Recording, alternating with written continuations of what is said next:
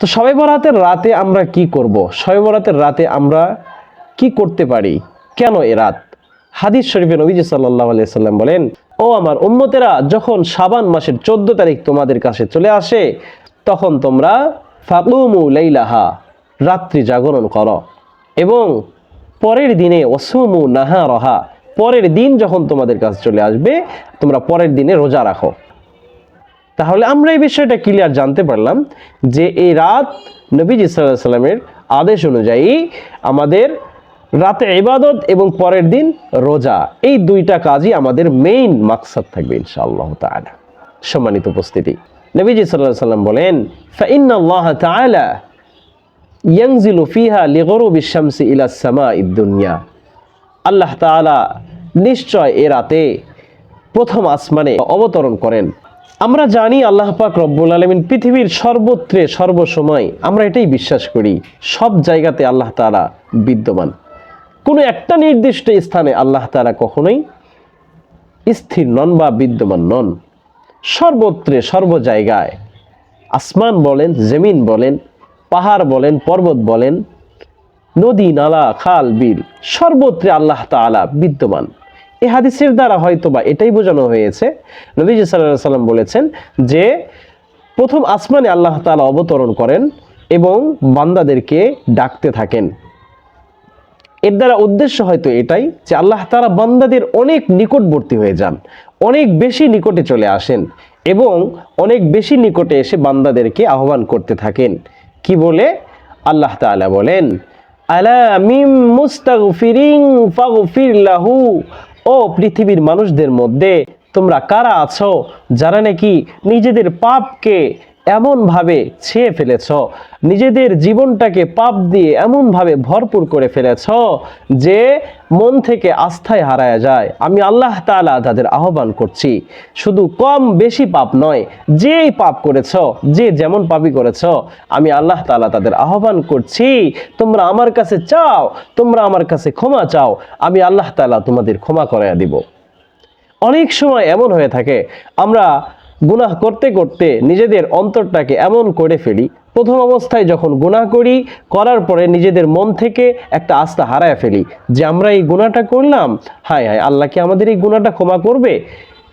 পরবর্তীতে এই গুনাহ করার পরে আবার ইস্তেগফার করলাম, আশা নিয়ে, মনের ভিতরে আশা নিয়ে ইস্তেগফার করলাম, কিছুদিন পরে পুনরায় আমার দ্বারা এই গুনাহ হয়ে গেল, এবারও আমি ইস্তেগফার করে ফেললাম, কিছুদিন পরে আবারও আমি সেই গুনাহটাই করে ফেললাম।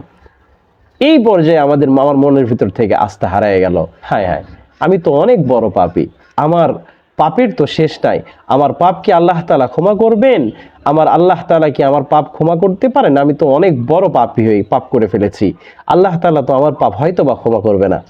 এরকম ভাবে মনে আমরা যখন আস্থা নিয়ে আসি, তখন আল্লাহ পাক রব্বুল আলামিন বান্দাদেরকে আহ্বান করেন এই সমস্ত রাতে এসে, এবং বান্দারা যখন আস্থা হারায় ফেলে তখন আল্লাহ তাআলা স্মরণ করায় দেয়, ও বান্দা, তোমরা মন থেকে আস্থা হারায় ফেলো না, কারণ আমি আল্লাহ তাআলা ঘোষণা করেছি, লা তাকনাতু মির রাহমাতিল্লাহ, আমার রহমত, আমার বরকত, আমার রহমত থেকে তোমরা কখনো নৈরাশ হবে না, আমি আল্লাহ তাআলা তোমাদের কখনো নৈরাশ করব না। অতএব তোমরা পাপ করেছো, একটাবার আমি আল্লাহ তাআলার দরবারে তোমরা এসে মাথাটা নত করো, একটাবার আমার কাছে দুহাত তুলে প্রার্থনা করো, একটাবার আমি আল্লাহ তাআলার কাছে চাও, আমি আল্লাহ তাআলা বান্দা তোমাদেরকে ক্ষমা করাইয়া দিব। তোমাদের পাপ দেখব না, তোমাদের পাপ কত তোমরা পাপ করে ফেলেছো, আমি আল্লাহ তাআলা ওটা দেখব না। তোমরা কত অন্যায় করেছো, আমি আল্লাহ তাআলা এটা দেখব না। আমি আল্লাহ তাআলা আমার নিয়ামত, আমার রহমত, আমার বরকতের মাধ্যমে তোমাদেরকে মাফ করাইয়া দিব। খালি একটাবার আমি আল্লাহ তাআলার কাছে মাথা নত করো, সকল সগীরা গুনাহ মাফ করাইয়া দিব। আমি আল্লাহ তাআলার কাছে একটাবার মাথা নত করো, আমি আল্লাহ তাআলার হক থেকে যা কিছু আছে সবগুলো আমি ক্ষমা করাইয়া দিব। এটা তো আমার হাতে, আমি আল্লাহ তাআলা চাইলে তোমাদের ক্ষমা করতে পারি, চাইলে তোমাদেরকে লাঞ্ছিত করতে পারি। আমি আল্লাহ তাআলা, এটা আমার হাতে। আমি আল্লাহ তাআলা চাইলে তোমাদেরকে লাঞ্ছিত করতে পারি, চাইলে তোমাদেরকে ইজ্জত দিতে পারি। তো ইজ্জু মান তাশা ওয়া তুযিল্লু মান তাশা বিয়াদিকাল খায়র ইন্নাকা আলা কুল্লি শাইইন কাদির। আল্লাহ তাআলা বড় মেহেরবান, আল্লাহ তাআলা বড় মেহেরবান, বড় মেহেরবান। আল্লাহর রহমত আমাদের উপর এমনভাবে ছেয়ে আছে, আল্লাহর রহমত আমাদের উপর এমনভাবে ছেয়ে আছে যার সীমা রেখা নির্ধারণ করতে পারবো না।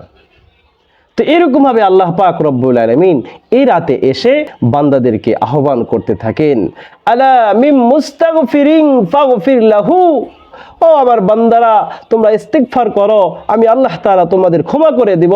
তোমরা আসো, আমি আল্লাহ তাআলার কাছে চাও, আমি আল্লাহ তোমাদেরকে দিয়ে দিব। আলা মিম মুস্তারজিকিন ফারজুকহু, আল্লাহ তাআলা আহ্বান করেন, ও আমার বান্দারা অভাব অনটনের মধ্যে সময় কাটাচ্ছ, ভাত পাও না, খাবার পাও না, ক্ষুধার জ্বালায় জীবনটা অস্থির হয়ে গেছে, আমি আল্লাহ তাআলা তোমাদেরকে রিজিক দিতে আসছি, আমি আল্লাহ তোমাদেরকে রিজিক দেওয়ার জন্য আহ্বান করছি, তোমরা আসো আমার কাছে রিজিক চাও, আমি আল্লাহ তাআলা তোমাদের রিজিক দিয়ে দেব। এরকমভাবে আল্লাহ তাআলা রিজিক দেওয়ার জন্য বান্দাদেরকে আহ্বান করেন। আলা মিম মুবতালান ফাউআফিয়াহু ফি, আমি আল্লাহ তাআলা তোমাদের রোগ শোক, রোগের মধ্যে আক্রান্ত আছো, গোপন রোগ, প্রকাশ্য রোগ, কোন রোগের ভিতরে কি তোমরা বিপদে সম্মুখীন হয়েছ, কোন রোগের মধ্যে কি তোমরা আক্রান্ত হয়ে আছো, তোমাদের বাবা মা আত্মীয় স্বজন কেউ কি রোগে আক্রান্ত হয়ে আছে, আসো আমি আল্লাহ তাআলা এরাতে তোমাদেরকে রোগ থেকে মুক্তি দান করব। এরাতে তোমাদের রোগ থেকে মুক্তি দান করব, তোমাদের সুস্থতা আমি আল্লাহ তাআলা দিয়ে দিব, তোমাদের সুস্থতা দান করব। আসো আমার কাছে চাও, আমার কাছে আহ্বান করো।